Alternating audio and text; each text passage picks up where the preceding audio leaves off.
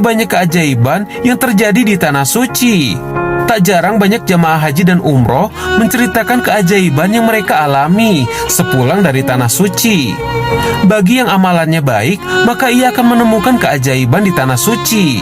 Namun bagi yang amalannya buruk, bisa jadi ia mendapatkan teguran dari Allah Subhanahu wa Ta'ala. Contohnya, seperti yang dialami seorang jamaah wanita asal Indonesia yang tidak dapat melihat Ka'bah meski ia sudah ada di depannya. Kemudian, jamaah wanita itu bertanya pada sang mutawif yang mendampingi rombongannya, "Ustadz, di manakah Ka'bahnya? Kok saya tidak bisa melihatnya?" Ujar sang wanita tersebut. Padahal sang mutawif telah meyakinkannya berkali-kali bahwa Ka'bah itu berada di depannya persis. Namun tetap saja wanita itu tidak dapat melihat Ka'bah. Entah apa dosa yang diperbuatnya, sampai Allah tak mengizinkannya melihat Ka'bah. Akhirnya sang mutawif menyarankan wanita itu untuk bertaubat dan bersungguh-sungguh untuk tidak mengulangi dosanya. Dan akhirnya wanita itu pun bisa melihat Ka'bah di tempat yang sama. Anda boleh percaya, boleh juga tidak. Namun yang perlu kita yakini ialah tidak ada yang tidak mungkin jika Allah menghendakinya. Sahabat muslim, banyak yang tidak mengetahui bahwa Ka'bah ternyata bukanlah dibangun oleh Nabi Ibrahim, bukan pula dibangun oleh Nabi Adam, seperti yang diyakini banyak orang. Menurut Ustadz Adi Hidayat lewat channel YouTube-nya mengatakan bahwa Ka'bah telah ada sebelum Nabi Adam diturunkan, dan Ka'bah telah Allah ciptakan untuk menjadi rumah ibadah bagi umat manusia. Hal ini dicantumkan jelas pada surat Ali Imran ayat 96 dan 97. Jadi wajarlah jika sering terjadi keajaiban di sekitar Ka'bah, karena memang Allah lah yang menciptakan Ka'bah langsung untuk menjadi tempat ibadah para manusia.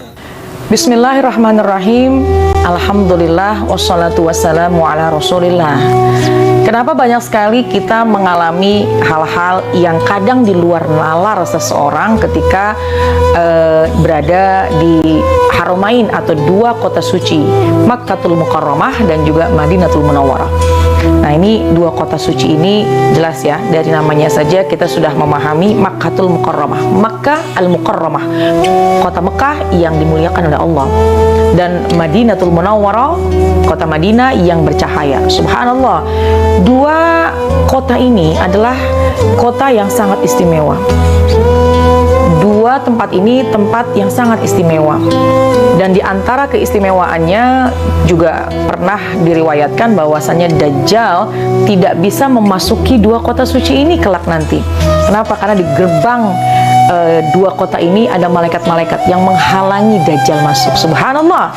Nah, dengan dasar itu juga kita ketika mau masuk ke dua kota suci ini, Makkatul Mukarramah dan Madinatul Munawwarah, ini dikhususkan bagi orang muslim dan muslimah saja. Di luar itu maka diharamkan, dilarang untuk masuk ke kedua kota suci itu.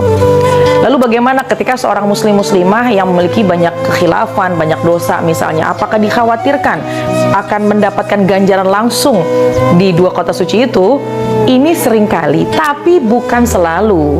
Bahkan jadikanlah dua kota suci itu adalah tempat kita untuk kembali kepada Allah, di mana dua kota suci itu adalah Mekah dan Madinah, adalah tempat yang harus kita jaga kesuciannya.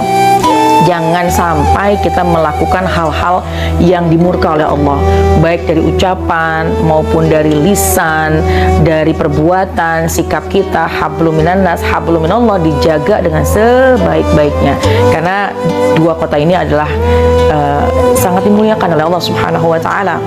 Dan ketika ada sesuatu yang terjadi di luar nalar kita, semua adalah kehendak dari Allah Subhanahu wa Ta'ala. Tapi yakinlah, seseorang ketika datang ke dua tanah suci ini ikhlas lillahi ta'ala, maka Allah itu melihat hati kita. Allah melihat bagaimana kesungguh-sungguhan hati kita ingin menghapus semua dosa-dosa kita.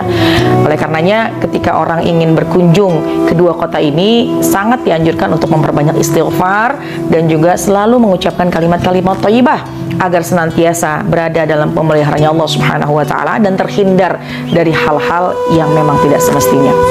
Wallahu a'lam bishawab. Assalamualaikum warahmatullahi wabarakatuh.